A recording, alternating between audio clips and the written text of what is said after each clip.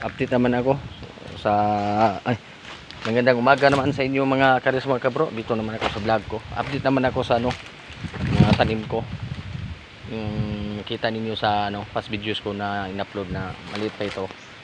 Ngayon, malaki na. Ito po sila, Balangan at saka Tulungdan. Kanina, naglinis na ako, hindi lang ako ng video kasi may ulan pa kasi. Ito. Yan. Ngayon ang tubo na nila. Kasi may inabono ako dito. Tapos ilang buwan na rin sila, mga mag-2 buwan na yata to o mag-3 buwan na ba.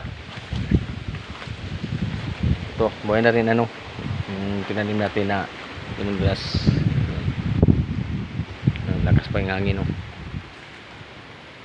dito na lang hindi pa nalinisan ito, tapos na.